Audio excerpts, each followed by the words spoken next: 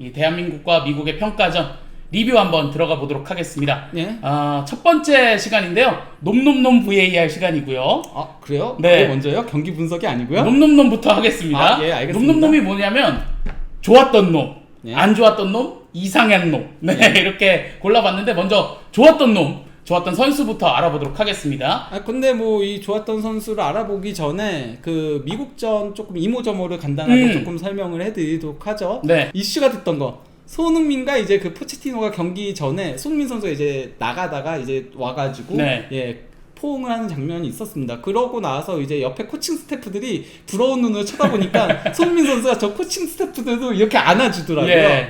예, 그런 훈훈한 장면을 연출을 했습니다. 물론 뭐 포체티노는 훈훈한 경기가 아니었지만 그렇죠. 결과적으로는 예, 그리고 또 이제 하나는 바로 이제 클린스만이 네. 예, 잡혔고 이제 그 아들인 조너선 클린스만은 벤치에서 지켜보고 있고 예, 하지만 클린스만은 언제나처럼 뭐 아들이 벤치에 있건 없건 예, 나는 화면에 잡히면은 웃는다. 참 이상한 사람이에요. 예. 네. 이 경기 일단 경기 결과부터 얘기하자면 대한민국이 예, 손민 선수의 선제골과 이제 이동경 선수의 추가골로 2대 0으로 승리를 거뒀습니다. 네.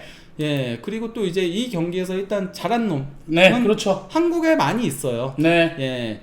일단 뭐 그 손흥민 선수. 그렇죠. 예. 야. 손흥민 선수가 1골 1도움을 기록했습니다. 그것도 어쨌건 간에 홍명보 감독 체제에서는 사실 윙으로 나왔었잖아요. 네. 근데 이제 홍명보 감독 체제에서 톱으로 나왔는데도 예.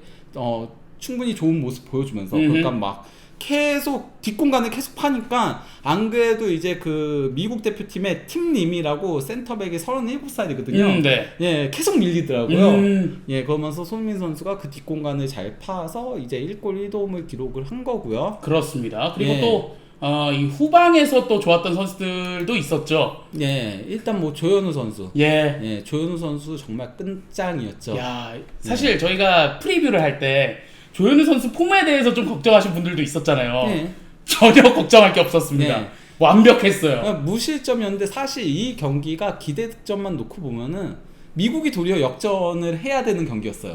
미국의 기대 득점이 이제 2.2골이었거든요. 네. 근데 이제 조현우 골키퍼가 미친 선방을 펼치면서 예, 특히 이제 발로군 교체 투입된 발로군의 슈팅을 연달아서 선방한 장면은 맞아요. 그건 진짜 한 골 막은 거였어요. 그러니까요. 예. 야, 저 그거 보고 진짜 새벽이었잖아요. 예. 육성으로 소리를 질렀습니다. 실제 뭐 이 경기 자체가 슈팅 숫자 자체는 17대 5로 미국이 3배 이상 많았거든요. 네. 예, 근데 이제 조현우 골키퍼가 정말 잘 막아내서 예, 그래서 이제 승리를 할 수 있었던 거였고요. 이 경기 일단 뭐 잘했던 선수 중에 손흥민 선수 조금 더 얘기하자면요. 소파스코어 평점 8.1점이고요. 예. 예, 그리고 또 이제 1골 1도움에 유효 슈팅 한 번을 골로 연결을 시켰고요. 예, 그리고 또 이제 압박 굉장히 열심히 했죠. 네. 손흥민 선수가 앞에서부터 계속 빠르게 골키퍼한테 이제 채널링을 그러면서 이제 그 미국의 후방 빌드업을 굉장히 괴롭혔습니다. 그러다 보니까 미국이 손흥민 선수랑 그리고 이제 또 한 명의 좋았던 놈 하면 저는 솔직히 말하면 저는 이재성 선수가 이 경기 MOM이라고 생각해요. 개인적으로는. 네. 이재성 선수가 조금 더 손흥민 선수 아래쪽에 있잖아요. 네. 정말 잘 도와주더라고요, 손흥민 선수를. 진짜 미친 줄 알았어요. 압박을 와 진짜 미친 듯이 압박하고 네. 그리고 공수 전반에 걸쳐서 높은 영향력을 행사하면서 거기다 패스 성공률이 97%가 나왔거든요. 네. 예, 그러니까 하나 실패했는데 그 하나가 롱볼이었어요. 예, 거기다가 이게 그러니까 패스 성공률 97% 나온 게 네. 뭐 그러니까 약간 좀 그런 식으로 볼 수도 있는 거잖아요. 기본적으로 97%의 패스 성공률이 나오려면 안전한 패스를 해야 되거든요. 근데 안전한 패스만이 아닌 키패스를 3개를 기록했어요. 예. 키패스 3개에 도움까지. 예, 손흥민 선수 그 골 어시스트한 거 스루 패스 딱 손흥민이 튀어 들어가는 타이밍 맞춰가지고 딱 맞춰가지고 이게 그 92년생 듀오가 이제는 눈만 봐도 서로 이해해요. 확실히 좀 합을 많이 맞춰봤다 이런 게 좀 느껴졌어요. 제가 예전에 한번 기록들을 다 체크한 적이 있어요. 손흥민의 골에 가장 많은 도움을 한 선수가 누군가. 당연히 이재성이었습니다. 예. 그런데 이번에도 도움을 기록을 한 거죠. 근데 저는 사실 좀 걱정스러웠던 게 이재성 선수가 교체가 될 때 약간 뒷근육을 잡으면서 나갔잖아요. 햄스트링일 거예요 아마도. 좀 걱정이 많이 되더라고요. 네. 그런 부분들은. 거기다가 뭐 이재성 선수가 이 경기에서 가로채기, 그 태클도 2번을 했고요. 그 클리어링도 1번을 기록하면서 공수 전반에 걸쳐 맹활약을 펼친 거죠. 네. 저는 그래서 이재성 선수가 개인적으로는 뭐 그러니까 그 공식 MOM은 손흥민 선수겠지만은 1골 1도움이기도 하고, 하지만 저는 이재성 선수의 역할이 가장 크긴 했었다라고 생각을 합니다. 네, 이 그렇습니다. 경기만큼은요. 그러면 이 우리나라 대표팀의 좀 중원은 어떻게 보셨나요? 중원은 좋았던 점과 나빴던 점이 동시에 있었어요. 확실히 백승호 선수도 지금 조금 자신감이 올라온 게 보였고요. 그리고 이제 찔러주는 패스 같은 경우는 상당히 괜찮긴 했었거든요. 근데 이제 단점이 이거는 이제 그 3-4-2-1 포메이션의 구조적인 문제도 조금은 있긴 했어요. 이게 그 기본적으로 현대 축구는 좀 4-3-3을 많이 쓰잖아요. 네네. 중원 숫자를 3명을 가져가거든요, 많이들. 네. 근데 이제 중원에서 그 홍명보 감독은 이제 박용우 선수가 조금은 내려가서 라볼피아나처럼 이제 구동을 하는 건데, 이거 그래도 어쨌건 기본적으로 숫자가 3명이에요 중원에. 네. 반면에 이제 그 3-4-2-1 포메이션은 구조적으로 중원의 숫자가 2명이거든요. 그러다 보니까 기본적으로 이제 수적 열세에 부딪힐 때가 많았고요. 상대는 거가 이렇게 3명이 있었잖아요. 네. 거기다가 여기도 보면은 플리식은 중원으로 많이 내려왔거든요. 그러다 보니까 4명을 2명에서 상대를 해야 되다 보니까 패스를 줄 곳이 없어서 자꾸 이제 백패스를 할 때가 많기도 했고, 그리고 황인범 선수가 없으니까 확실히 전환 패스는 좀 아쉬웠어요.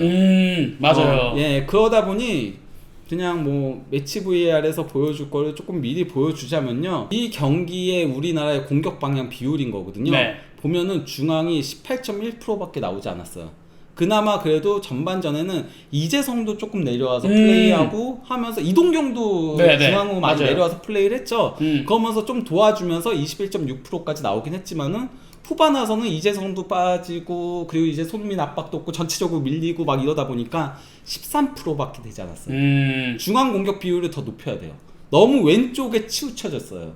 그렇죠. 그러니까 약간 김주성 선수가 굉장히 공격적으로 많이 올라가기도 했고요. 그리고 또 이제 이재성 선수 중심으로 조금 플레이가 많이 전개가 되다 보니까, 손흥민 선수도 왼쪽으로 빠졌거든요. 네. 실제 이 에버리지 포지션을 우리나라 에버리지 포지션을 보면요, 여기 보면은 손흥민 선수도 살짝 왼쪽으로 움직였죠. 그리고 이재성 선수 여기 있고, 그리고 이태석, 그리고 김주성이 굉장히 많이 올라가는 게 보이죠. 그러니까 사실 3백으로 나왔지만은 실질적으로 4백처럼 움직였는데 중원에 2명인 거는 그대로인 거죠. 그러니까 여기서 반면에 이제 미국 같은 경우는 굉장히 촘촘하게 나오긴 했거든요. 그러면서 중앙에 굉장히 숫자가 많다 보니까 그래서 이제 중앙에서 조금 푸는 게 좀 아쉬웠던 부분들이 있다라고 할 수 있겠습니다. 네, 그래서 황인범 선수가 조금은 그리웠다 이렇게 말씀을 해주셨는데, 그럼 만약에 황인범 선수가 들어가게 된다면 김진규와 백승호 둘 중에 어떤 자리가 딱 맞을까요? 이제 그거는 상대팀 따라서 아마 구성을 상당히 많이 바꾸긴 할 거예요. 그러니까 뭐 우리가 만약에 조금 더 강팀들을 상대할 때는 그럴 경우에는 이제 신선했던 놈, 바로 이제 그 카스트로프. 카스트로프 선수가 그래도 뭐 그 짧은 시간을 뛰면서도 27분을 뛰면서도 나름 그 활기찬 모습을 보여줬거든요. 이 선수의 장단점을 다 확인할 수 있었어요. 이 선수 같은 경우는 굉장히 빠르죠. 그렇죠. 굉장히 빠르고 많이 뛰죠. 그러면서 부딪혀주죠. 공격적이고. 그런 것들을 많이 보여줬거든요. 반면에 이제 이 선수의 단점은 포지셔닝은 조금 아쉬웠거든요. 그러니까 조금 너무 볼만 따라다니는 그런 모습이 있었어요. 그러다 보니까 중앙이 빌 때도 조금 있긴 했었거든요. 하지만 저는 그래도 후반에 교체 투입된 선수들 중에서 가장 인상적이었던 거는 카스트로프였다라고 생각을 해요. 굉장히 그래도 조금 신선한 모습들을 보여주면서, 그러면서 아마도 특히 이제 봐봐요, 가로채기 2개 했죠. 그리고 태클 하나 했죠. 그리고 클리어링 하나 했죠. 이 27분 뛰면서 기록한 거예요. 그러니까 상당히 많이 수비적인 그런 공헌도 보여준 거거든요. 그러면서 카스트로프 같은 경우는 뭐 앞으로 실험을 해볼 만하다는 그런 자격을 보여줬다라고 할 수 있죠. 그러면서 강팀 상대로는 뭐 황인범과 카스트로프 조합을 쓸 수 있는 거고요. 또 우리가 조금 더 패스 공급을 많이 하는 형태로 한다면은 그러면은 이제 뭐 백승호랑 황인범을 동시에 세울 수도 있는 거고. 네. 3백에서는 굳이 박용우 같은 수비형 미드필더 쓸 필요가 없거든요. 그렇죠. 내려오지 않아도 되니까요. 네. 기본 구조가 3명이에요. 기본 구조가 3명이다 보니까 그렇기 때문에 굳이 전문 수비형 미드필더 쓸 필요가 없으니까 그런 구성도 가능해지는 거고. 그리고 이제 조금 더 공격적으로 나선다면은 김진규 선수가 이번 시즌도 뭐 전북에서 굉장히 많은 골을 넣고 있고 네. 하잖아요. 김진규 선수를 배치할 수 있고, 어쨌건 황인범의 파트너를 상대팀 맞춤형으로 돌렸을 수 있게 됐다는 거죠. 네. 예. 이렇게 좀 좋았던 놈과 신선했던 놈 알아봤다면 좀 안 좋았던 놈도 있을 거 아니에요? 네. 안 좋았던 놈 알아보도록 하겠습니다. 일단 뭐 대한민국 대표팀에서는 그러니까 이건 안 좋았던 놈이라기보다는 네. 그러니까 뭐 아쉬울 수밖에 없었던 거. 음. 그러니까 예를 들어서 배준호 선수라던가 오영규 선수라던가 이제 그 이강인 선수 같은 경우는 늦게 합류했잖아요. 그렇죠. 이강인 선수는 조금 부상이 있었고 그래서 훈련을 제대로 소화하지 못했고, 그리고 이제 배준호 선수 같은 경우도 가장 늦게 합류한 선수였고, 네. 대표팀에 가장 늦게 합류한 게 배준호더라고요. 예, 그리고 또 이제 그 오영규 선수 같은 경우도 이제 이적 이슈 그렇죠. 때문에 그것 때문에 늦게 합류하면서 컨디션이, 그래도 오영규 선수 한번 헤더 되게 예. 위협적으로 한번 가져가긴 맞아요, 했죠. 맞아요. 예, 근데 이제 비교 대상이 손흥민 선수였고 비교 대상이 이재성 선수였고, 예, 그러다 보니까 조금 아쉽긴 했었는데, 그래도 워낙 배준호 선수, 오영규 선수, 그리고 또 이제 뭐 이강인 선수 같은 경우는 그동안 대표팀에서 보여준 게 있잖아요. 배준호 선수도 교체 투입될 때마다 활기를 불어넣어줬고, 오영규 선수도 이번 월드컵 아시아 예선에서는 많은 골을 넣었었고, 그리고 또 이제 이강인 선수는 사실 뭐 아시안컵 때부터는 경기력에 끼치는 영향력이 가장 큰 선수 중에 그렇죠. 한 명이었다 보니까 뭐 올라올 거라고 생각을 합니다. 개인적으로 멕시코전은 조금 더 올라올 거라고 보고요. 근데 이제 정말 안 좋았던 놈은 바로 이제 안 좋은 놈. 포체티노죠. 그렇죠. 예. 야, 포체티노는 그 미국 가서도 좀 쉽지 않은 여정을 여전히 보내고 있더라고요. 네. 일단 이 경기 패하면서 포체티노 감독이 그 피파 랭킹 30위 이내에 드는 팀 상대로 현재 7연패를 기록을 했습니다. 네. 예, 거기다가 그 1승 7패인 건데요. 그렇죠. 예, 그래서 이제 막 저기 막 좀 과격하게 적었죠. 예. 네. 포체티노 감독 부임 후 7연패 기록한 거 축하한다. 네. 그러면서 뭐 이제 한국은 지구 반대편에서 경기하고 있다. 예, 근데 이제 장거리 여행을 왔다는 거죠. 예, 그러면서 썩은 조직 전부를 엿먹어라. 이런 식으로 쓴 건데요. 어쨌건 이게 심지어 파나마 같은 경우는 30위에 들어온 게 7월이에요. 그 전까지는 30위가 아니었어. 이때까지만 하더라도 30위 이내에 들지 않았던 팀이요. 그럼 30위 이내에 든 팀 상대로는 6전 전패인 거예요. 붙는 시점으로 계산을 하면은. 야, 진짜 저희가 그 프리뷰 때도 징크스를 얘기했잖아요. 결국에 우리가 먼저 깼어요.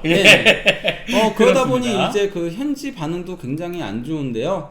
먼저 그 디 애슬레틱에서는 이 경기에서 선발 라인업 중에서 미국에서 가장 큰 변화를 가져왔던 게 그 팀님의 센터백 파트너로 이제 그 블랙몬이라는 선수가 있거든요. 그 선수를 이제 데뷔전을 가지게 했어요. A매치 데뷔전을 가지게 했는데 이 실험은 돌아가지 않았다. 실패였다. 예, 이렇게 얘기하는 거고요. 예, 그리고 또 이제 뭐 중간권은 브래들리 그거 얘기인 거고. 예, 그러고 이제 그 화요일에 진정한 압박에 시달리게 될 것이다. 일본전에 대한 얘기인 거거든요. 이것까지 지게 되면은 포체티노도 위험하다. 예, 이 얘기를 하는 건데요. 예, 이제 그 미국 대표팀의 전설이었죠. 댐프시. 클린 댐시. 예, 클린 댐프시도 경기 끝나고 나서 이제 팟캐스트 나와가지고 얘기를 하는데 정말 말을 잃었다. 예, 이런 얘기를 하면서 이대로면은 우리 진짜 월드컵 망할 거다. 예, 이런 조금 우려 섞인 얘기들을 했습니다. 사실 전반전 초반까지만 하더라도 진짜 미국이 아무것도 못했잖아요. 네, 그렇죠. 그러다 보니까 좀 미국 현지에서도 좀 미국 대표팀에 대한 어떤 비관적인 이야기들이 계속해서 나오고 있습니다. 네. 그러다 보니 이거는 이제 또 ESPN FC에서 얘기를 한 건데요. 포체티노는 사기꾼이라는 생각이 절로 들 정도다. 좀 강하게 비판한 거죠. 그러면서 말만 번지르르게 하게 한다. 그러면서 여기 미 육군이라고 나온 거 이거 번역기 잘못된 거예요. 이 USMNT가 미국 대표팀인 거거든요. 그렇죠, 그렇죠. 예, 아무튼 그 미국 대표팀이 얼마나 적은 기대를 하고 있는지 예, 생각하지 않습니까? 하면서 예, 반문을 한 거죠. 그러면은 미국의 팬들은 이 경기에 대해서 어떻게 좀 보고 있을까요? 굉장히 안 좋죠. 예. 그러니까 그런 일은 일어나지 않을 것이지만 앞으로 나갈 수 있는 유일한 방법은 우리가 전진할 수 있는 유일한 방법은 포체티노 해고하는 일이다. 그러면서 누가 그래 대처할까? 그냥 동기부여만 잘해줘도 된다. 그래도 포체티노보단 낫다. 이런 얘기를 하는 거예요. 예. 결국에는 포체티노가 동기부여만 하는 감독보다 못하고 있다 이 얘기 그렇죠. 아닙니까? 그러면서 그냥 기본적인 결정을 올바르게 내리고 네. 활기를 되찾는 사람 이게 유일한 희망이다 이렇게 얘기한 거고요. 네. 심지어 이제 미국의 라이벌 하면은 멕시코인 거잖아요. 그렇죠. 예.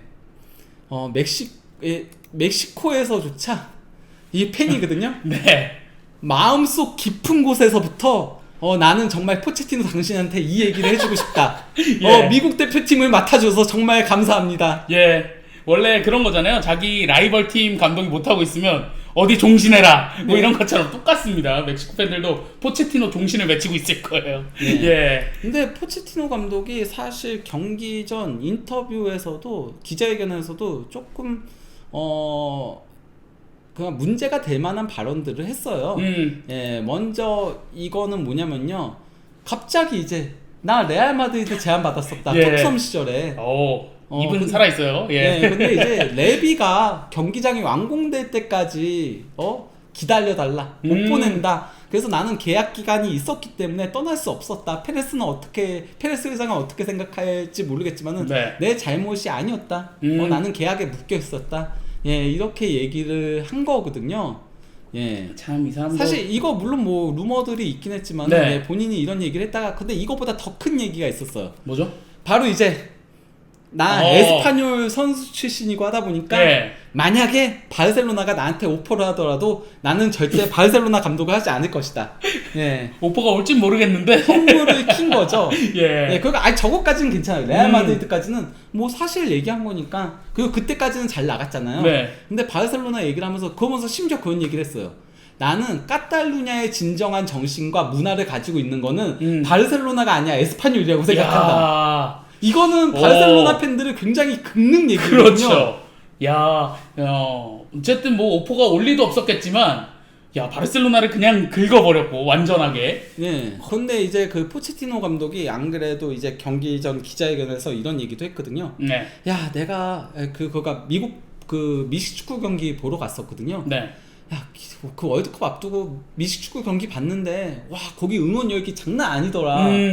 그런 응원 열기에서 나는 팀을 지도하고 싶다. 미국 대표팀은 팬들이 오지 않는다. 예. 실제 근데 오늘 경기도 보면은 한인 팬들이 더 많이 온 것 같은 느낌이 맞아요, 들긴 하더라고요. 맞아요. 계속 잡더라고요. 이제 한인 팬들을 어쨌건 간에 그러면서 진짜 내가 이 팀을 지도하고 싶다는 생각이 들었다. 미식축구 팀을. 그럼 가지. 어쨌건 예, 그런 얘기를 했거든요. 네. 예, 그리고 이제 경기가 끝나고 나서도 예, 제발 경기장에 와서 우리 응원해 달라 이러는데 예, 물론 이게 그러니까 맞는 얘기예요. 예, 당연히 응원해 달라고 그쵸? 해야죠 감독이. 특히나 이제 월드컵을 앞두고 있잖아요. 근데 네.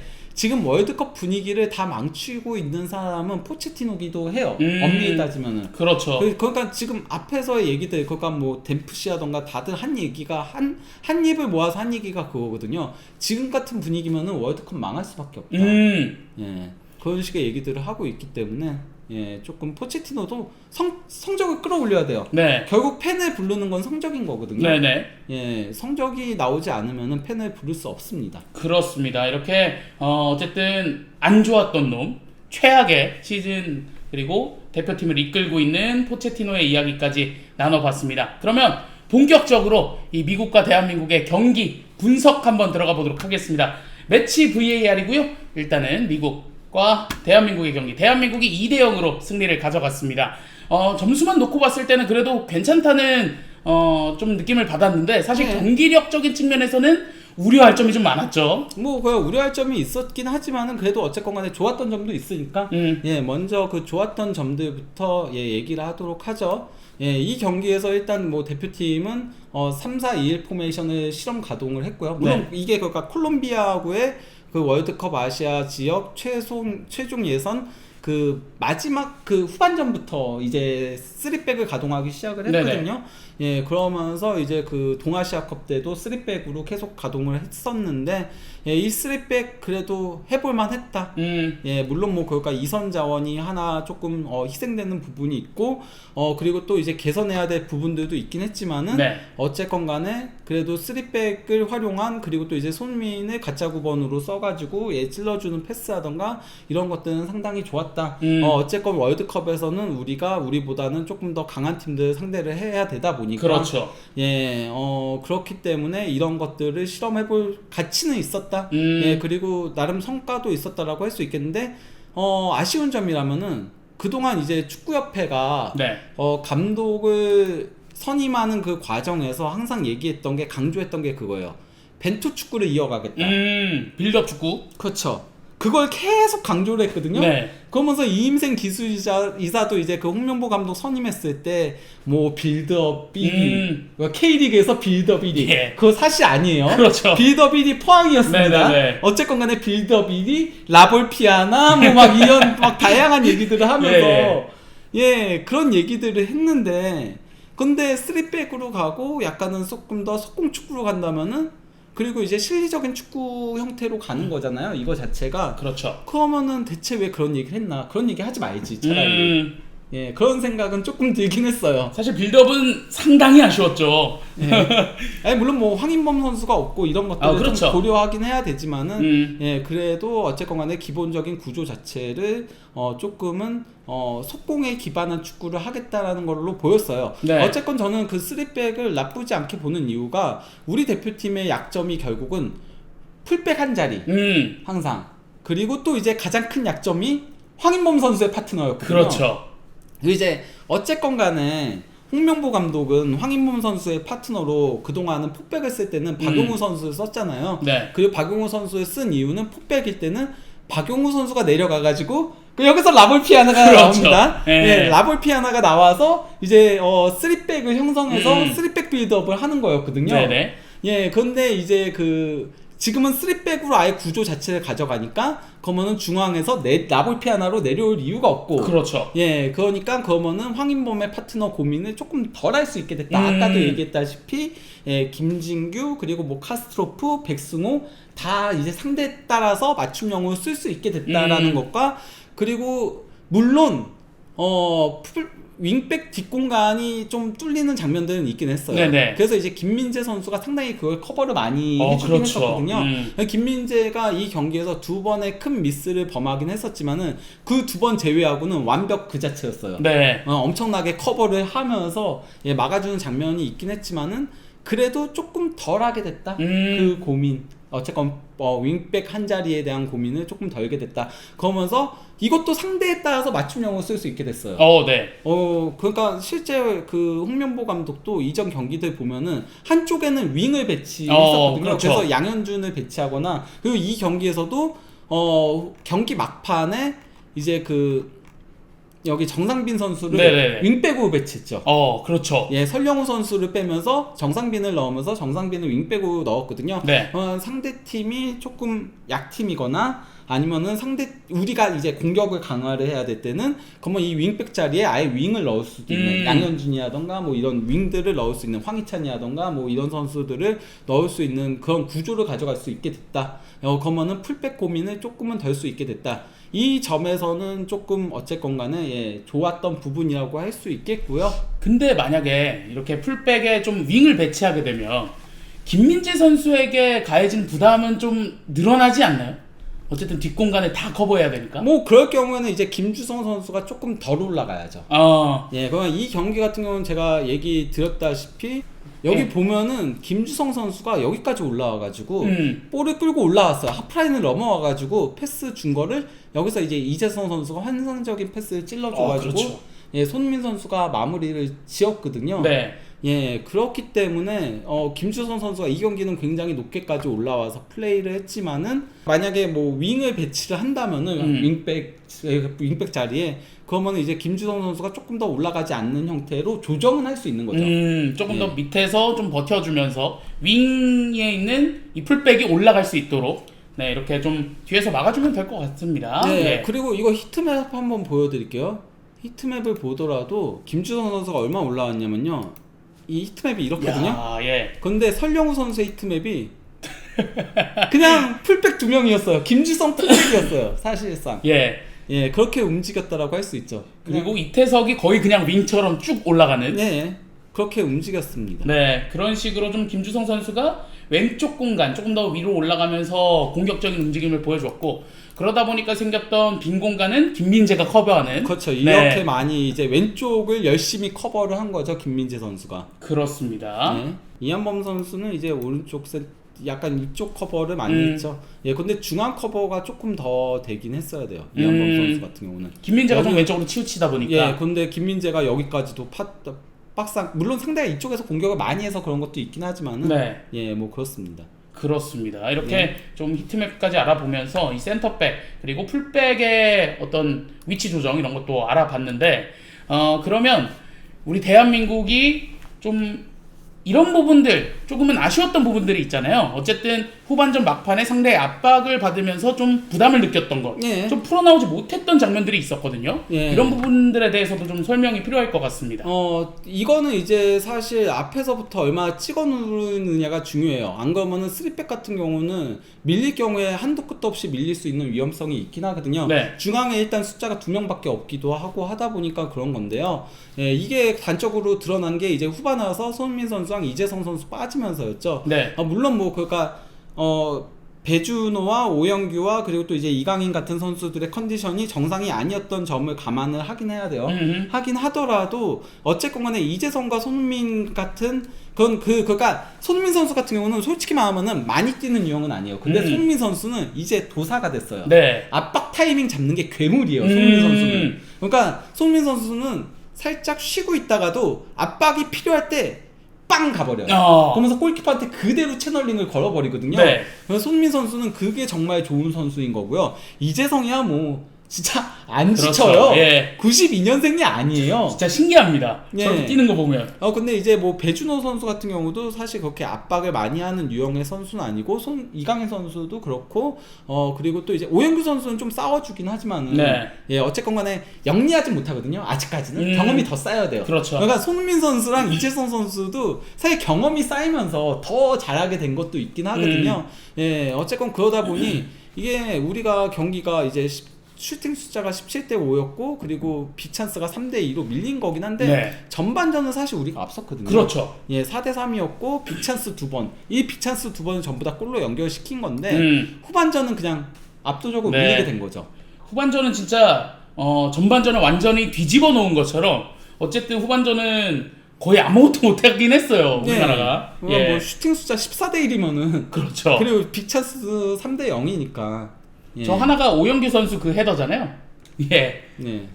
아무튼 뭐 그렇습니다. 그래서 좀 아쉬운 장면이었다라고 할 수 있겠죠. 예. 그렇습니다. 후반에 안 진 게 다행이다.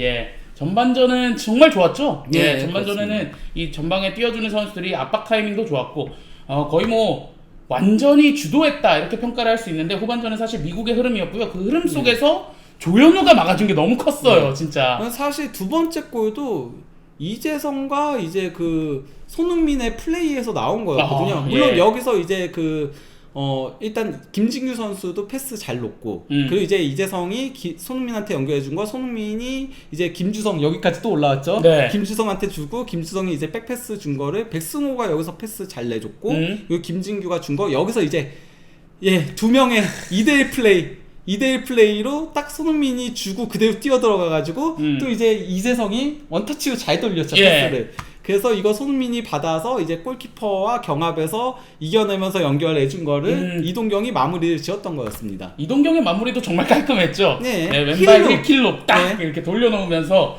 마무리했는데 오늘 이동경이 잘했던 것 같다. 라고 했는데 이동경 선수도 어쨌든 이재성 선수의 옆에 자리하고 오른쪽 측면을 담당하면서 좋은 모습 많이 보여줬죠. 예. 예. 간만에 국대 경기 재밌게 보셨다고. 네, 저도 전반 초반에는 좀 오랜만에 좀 투지 있는 경기를 본 것 같아요. 저도 전반전은 대표팀 그 홍명보 감독 부임하고 나서 가장 그래도 괜찮은 경기였다라고 생각을 해요. 만들어가는 과정이 좋았어요. 그렇죠. 골 과정이라던가 단순히 이게 골만이 아니라 제가 다른 것도 좀 보여드릴게요. 이것도 첫 번째 슈팅 과정이었거든요.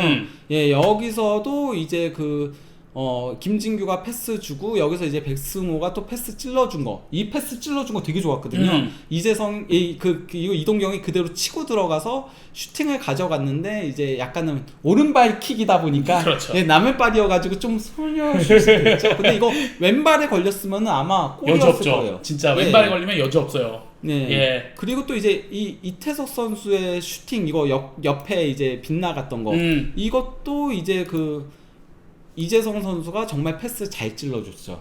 그래서 그대로 결따라 때리면은 골이 될 수 있게 만들어줬는데, 예, 나는 공격수가 아니니까 조금 옆으로 갔던. 근데 과정 자체가 너무 좋았어요. 나는 미드필더니까. 예.